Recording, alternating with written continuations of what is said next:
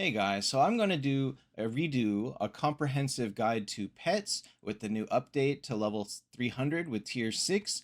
And so I'm going to cover a tier list of which ones to upgrade first. I'm going to cover the changes to the upgrade costs, and I'm going to recover how to maximize your potentials and which ones you should be picking for your pets. So let's get into it. Okay, so when you're first starting out, obviously you don't have all the pets unlocked. If you're curious about how to unlock them, everything is up here in the question mark.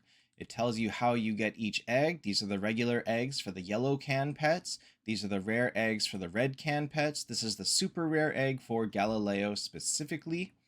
It requires you to have a talent 4 and above cosmic hero, which is 45 cosmic stars. It should take you about 4 to 6 months to get that. And then once you get that, Galileo obviously is the best familiar in the game. And so let's start from there. So your tier list is basically going to be, when you start the game, your first yellow pet is going to be Dante. And your first red pet is going to be Frida. Now you can, because you're so limited and gold, pet food, cans, everything else, you can really only focus on 2 pets at a time. And that's even hard with gold sometimes, but cans wise, you can only focus on 2 at a time, one of each tier, red or yellow. Once you get to 45 cans, you'll just return Frida back to 1. That's this circle icon right here, or the arrow icon.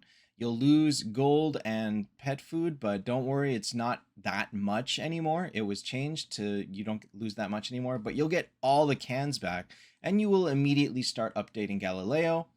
And so your goal is to have Dante and Galileo as your 2 mainstay pets. These are the 2 most versatile pets for all modes. Galileo for absolutely everything, and Dante is just the best of the yellow pets for general purpose, for damage, and he's pretty decent in PvP as well because of his speed. Once you get past one of these 2, your next yellow pet will be Vinci, purely for boss damage because he increases your damage to burned enemies, which will help you in all PvE modes. And then your next your next red can pet will be Michelangelo, pretty much solely for PvP because he gives better stats and better survival than Dante. As you can see, I don't even have him maxed. It's very, very slow. And so with that, let's go into the upgrade costs. So over here, you can see all of these upgrade costs. You can see that there is a significant ramp up in cost. From 1 to 200, it costs you 600 million gold and 500,000 blue pet food. But, oh, whoops, that's supposed to be an M, not a B. But once you go up from 200 to 250, or in 250 to 300, it costs you 7.5 billion gold and 5.5 million blue food. So over a 10 times increase. The stat increase is also pretty insane. From a 200 pet is about half the stats of a 250 pet, and a 200 pet is about 1/6 of the stats of a 300 pet. So you can see that you will very much benefit from having 1 300 pet than even having 6 200 pets, which you can't even really use. Now, the can upgrade is where it gets absolutely ridiculous. You can see that it costs 50 cans, 50 yellow cans to get a pet from 1 to 200. And then it's going to cost you another 100 to go from 250 to 300, as you can see here. And then for red can pets, it costs you 18 cans to get up to tier 200 or 250. And then from there, it costs you another 25 to get up to tier 300. So it is very, very expensive. It's very, very slow. That's why you need to be very cautious and patient with what you upgrade, because you're not going to get anywhere fast with pets. So just be on top of the idea that you're just not going to have as many pets as you think you want to have. Okay, so let's start with potentials, and I do want to go into beast spirits next. I do have a pet without good potentials. He's just kind of here, and we'll use him as an example. It's going to cost you about 200,000 gold pet food to completely max.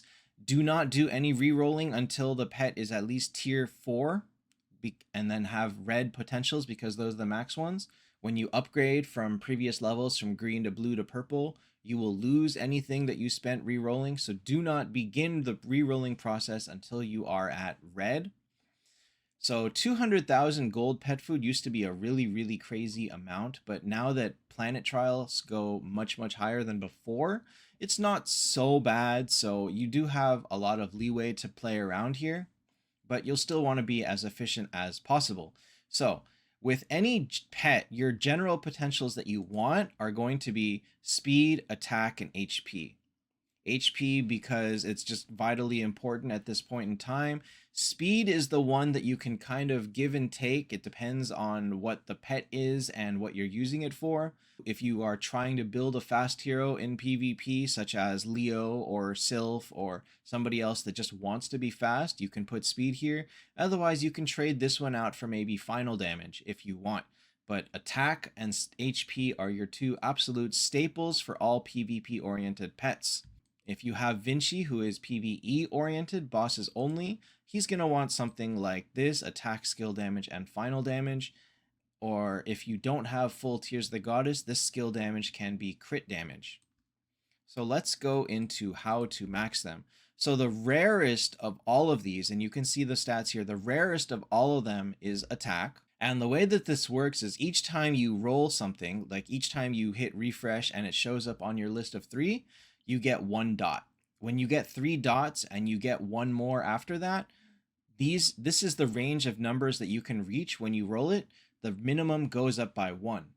When the minimum reaches the maximum, then it goes red, and that's considered max. That means every time you roll it from there on forward, you are guaranteed to get the maximum number. Now, if you're lucky, like right here, I could re-roll and get a final damage 25%. It would give me the stats. However, because of this max word here, you kind of want to get it to there, because here you can see that having 3 max potentials gives you bonus stats on the pet. So 10 speed, 10% attack, 10% HP. So your goal ultimately is to have 3 stats here, like these 3, that all say max on them. So what we're going to do is, because every time you lock something, it costs more. You can see if you lock 1, it's 1,200. If you lock 2, it's 2,000. Each time you lock it, it costs more. The goal is, with nothing locked, and knowing that every time you reroll, it saves your progress, even if you don't save the potentials, we're just going to go and reroll a bunch of times like this. And see, you can see that I got attack. My goal is to get attack here. And so, okay, I didn't get it. Let me quit and see what it looks like. So my attack is at 14% with 0 or 1 dot. So I need to re-roll it 3 more times. So I'm just going to re-roll it off 500, the bare minimum, until I see it 3 more times. And hopefully that doesn't take too long. Let's see what this takes. As you can see, I haven't seen it once. That's why it's considered so rare. It's very, very hard to get. I got a 14, so I got it once. This is why you're looking at taking 200,000 gold food to max.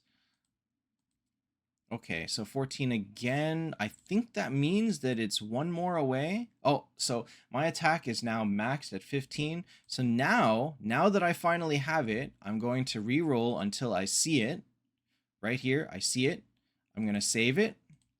I'm going to lock it, and now I'm going to re-roll for the final 2 things, and then I'll lock as I get them. So I'm just going to put HP and speed on. So here I got speed. I'm going to re-roll. Let's get HP.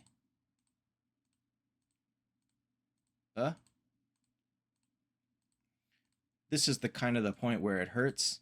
At least in early times, you would need to wait like a day. You would get to re-roll like twice a day or something like that. Now at least you can kind of spend all of it at once. Okay, so here you can see that it cost me just about 100,000 just to get attack maxed from, it was at 12%.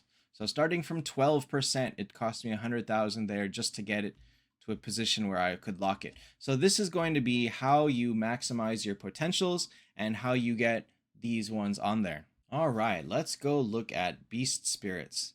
So With these, the only way that you can get them is by playing the pet boss in territory. Even if you get first place every day or every 2 days, you only get 8,000 orange bottles, and that is absolutely going to be your bottleneck. It's very, very expensive to level up. So the idea is when you're going to want to obviously take everything to 10 first, because that's only costs blue bottles, doesn't cost anything else. And that will, you can see that when you get to 40, you unlock a passive. When you get to 80, you get the second passive. When you get to 120, you upgrade the first passive. And then when 160, you upgrade the second passive. So ideally, you are going to want to level everything evenly because the bottles do come in a bit slowly, and so you won't be able to upgrade everything quickly. You do want to get your 2 main pets at least to 80, just so that you can have both passives. Just to have the passives, they can't hurt. And from there, you probably want to try to get 160 on everything, but the leveling order, I know it doesn't matter that much because your goal is 160 anyway, but you really do want to focus on these 2 middle ones because this one comes with attack percentage and this one comes with ignore damage reduce. So these 2 are the most important nodes. So really, if you get to a point where you are at 160 on all your important pets, you do want to try and get something to 50 here, but it does cost a ridiculous amount of gold bottles. I believe it's 100,000 to go from 30 to 40, and then you can see that it's 450,000 to go from 40 to 50, which is the highest level, and really that's just so expensive that basically nobody really has that yet that hasn't spent a whole. So that really is going to be all you want to do. There's not a lot to potentials, or a beast spirit, I mean. So just